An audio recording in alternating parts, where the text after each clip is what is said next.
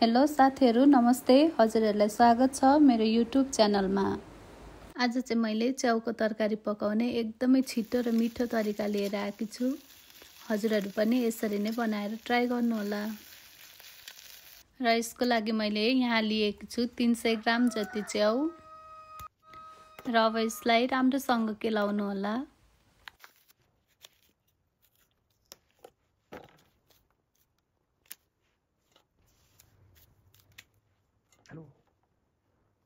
मैले चाहिँ सबै च्याउलाई राम्रोसँग केलाइसकेकी छु। त्यसैगरी मैले यहाँ लसुन र अदुवाको पेस्टलाई पनि रेडी गर्दै छु।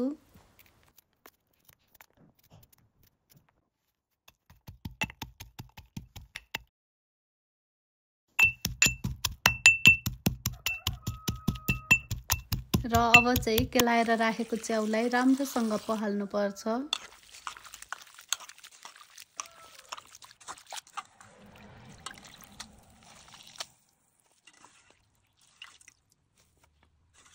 र त्यसैगरी मैले एउटा प्याज र एउटा टमाटर पनि काटेकी छु।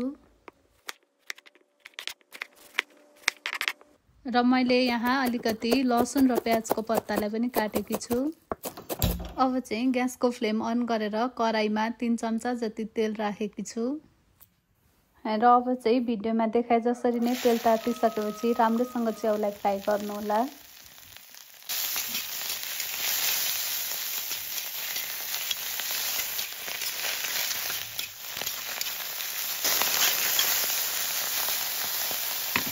हेर्नुस् त च्याउ यतिको फ्राई भइसकेको छ।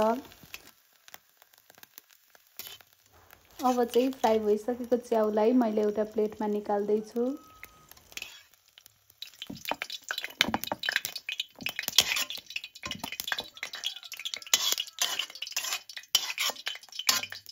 अब चाहिँ मैले फ्राई गर्दा उब्रेको तेलमा ज्वानो र जिरा फुराउँदै छु। त्यसैगरी मैले तेजपत्ता पनि राखेकी छु। र अब प्याज फ्राई गर्नु होला। अब चाहिँ प्याज यतिको रातो हुने गरी फ्राई भइसकेपछि त्यसमाथि काटेको प्याज र लसुनको पत्ता राख्नु होला।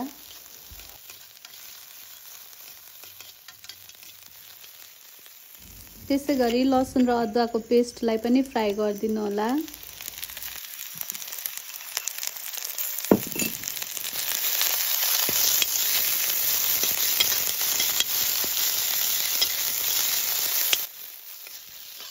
अब चाहिँ मैले काटेको टमाटरलाई राख्दै छु। त्यसपछि 1 चम्चा बेसार, स्वाद अनुसार नुन र जिरा धनियाको पाउडरलाई राखेर राम्रोसँग चलाउनु होला।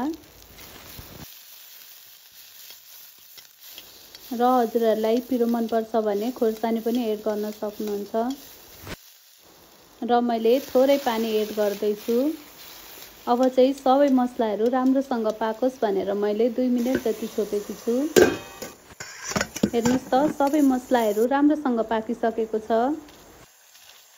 र मैले यहाँ थोरै धुलो खोर्सानी एड गरे। त्यसैगरी अब चाहिँ अघि फ्राई गरेर राखेको च्याउलाई राखेर राम्रोसँग चलाउनु होला।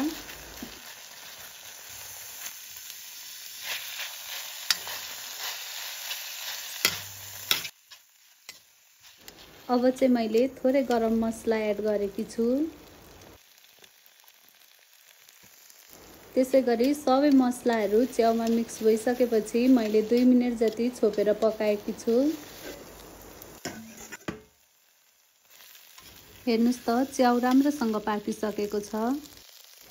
अब चाहिँ यो खानको लागि रेडी भइसकेको छ।